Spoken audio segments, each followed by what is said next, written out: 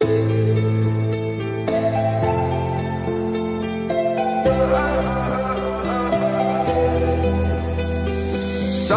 deep inside of me, there's a world only I see, only I see.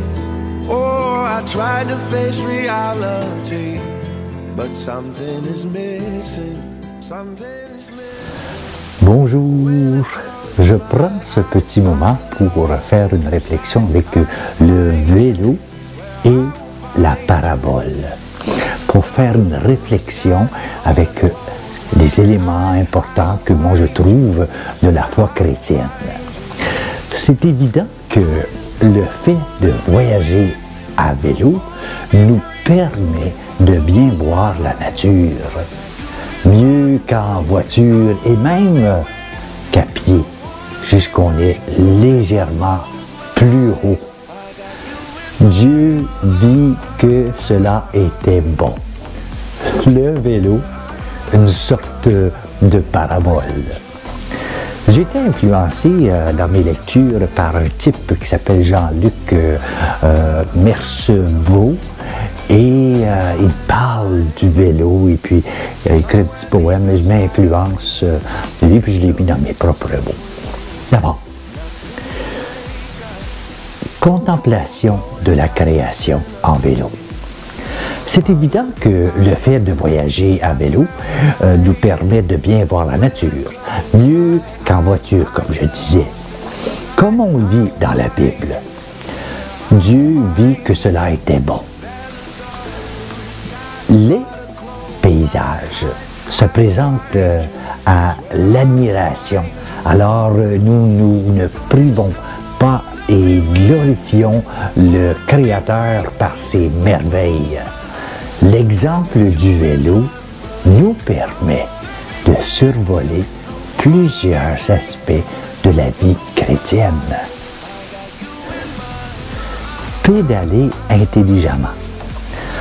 Aller lentement au début afin de s'échauffer. On a tous entendu dire petit plateau, grand pigeon. Ensuite, avoir un rythme régulier en fonction de son niveau.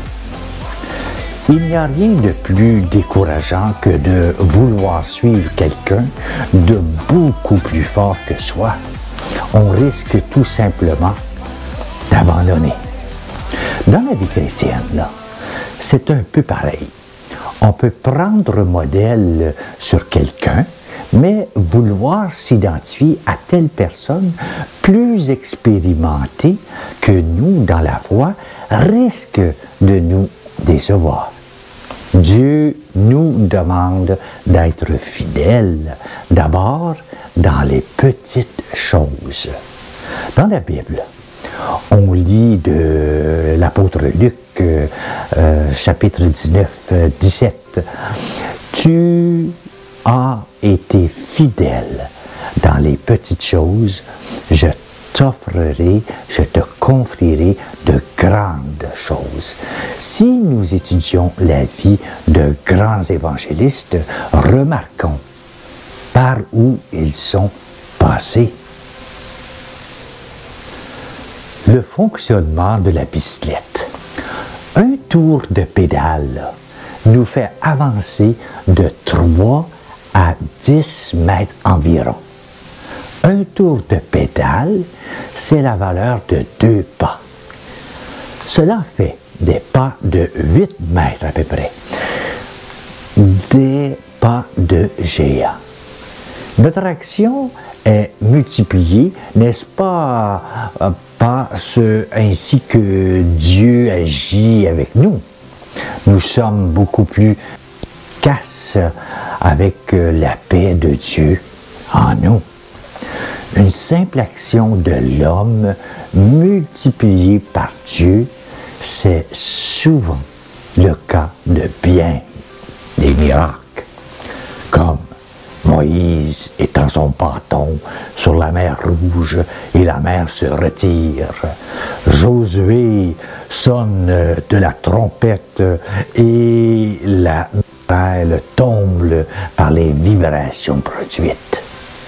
Samson pousse les colonnes du temple et le temple s'écroule. On apporte à Jésus 5 pains, 2 poissons et il nourrit 5000 personnes. Dieu est donc celui qui multiplie, mais nous savons que 0 fois par 100 est toujours égal à 0. Qu'avons-nous à multiplier? Le vélo? Une question d'équilibre. Le chiffre de fil. Lorsque nous circulons en groupe à vélo, nous devons rouler par groupe d'une dizaine maximum et désigner un chef de groupe. En principe, c'est lui qui connaît le chemin. C'est lui aussi qui donne les conseils techniques. Il doit connaître le niveau de chacun ou au moins il le vérifie en cours de route pour ne pas amener une allure trop importante. Dans l'Église, le chef de file est le pasteur. Il pédale comme tout le monde et parfois même il rame. Mais dans l'Église, c'est Jésus le chef de file. Non seulement il nous ouvre la route, mais il est le chemin pour aller au Père. On peut lire dans la Bible, Jean chapitre 14, verset 6, Jésus lui dit, « Je suis le chemin, la vérité et la vie. Nul ne vient au Père que par moi. » Ou bien encore, dans le livre des Hébreux, chapitre 10, verset 20, « Par la route nouvelle et vivante qu'il a inaugurée pour nous au travers du voile, c'est-à-dire de sa chair. » Jésus est le chef de file parfait. Il connaît les souffrances de chacune, il prend soin de son troupeau. Les évangiles nous parlent du berger. Il connaît les possibilités et les limites de chacun et chacune. Le vent, la pluie ou les canicules, ainsi que les côtes, sont autant d'épreuves qui poussent à l'abandon. Le rôle d'encouragement du responsable est primordial dans ce cas.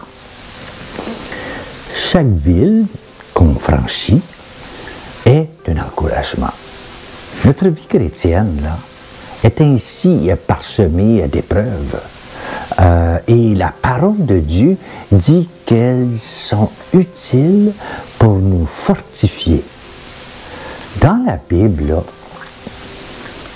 Jacques, l'apôtre, chapitre 1, 3, dit « L'épreuve de notre foi produit la persévérance. » Ou bien en Luc, chapitre 21, 19, « Par votre persévérance, vous sauverez vos âmes. »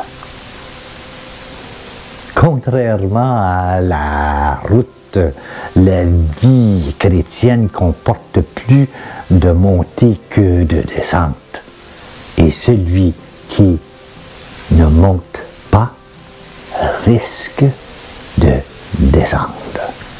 Mais Dieu, là, donne aussi des encouragements par de nombreuses bénédictions. C'est ça la route qui descend ou le vent qui pousse. Il faut en profiter pour franchir une étape et se ressourcer. Se nourrir régulièrement. Toutes les 2 heures, il faut manger pour tenir le coup.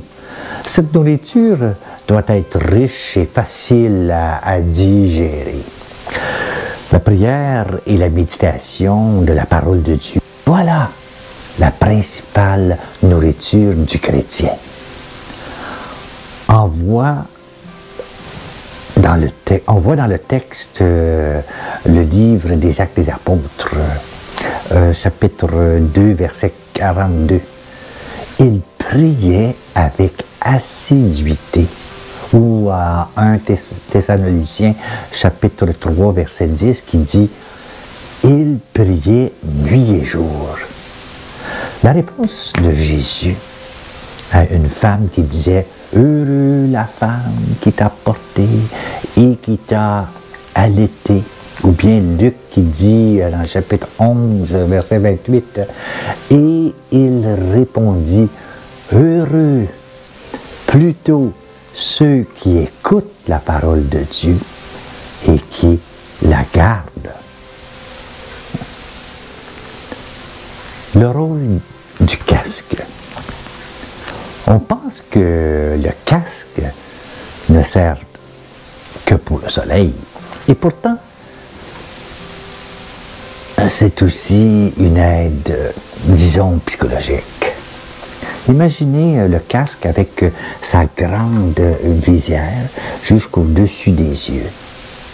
Elle nous laisse voir tout ce qui est au-dessus du niveau des yeux, c'est-à-dire la route plate ou la route qui descend.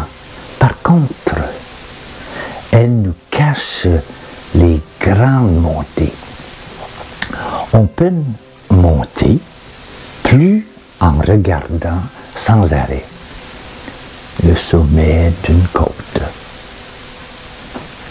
Dieu ne permet pas non plus que nous avancions en nous souciant des épreuves qui nous atteignent. Le casque là, du chrétien, c'est le verset de Matthieu, chapitre 6, verset 34.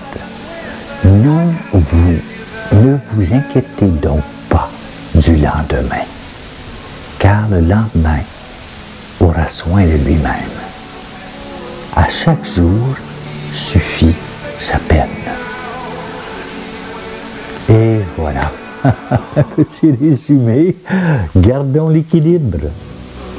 Laissons-nous guider, encourager. Prenons la nourriture suffisante pour avancer malgré les vents, la pluie, le contraire et les côtes sur le chemin que Dieu trace pour nous. Voilà. Bon vélo.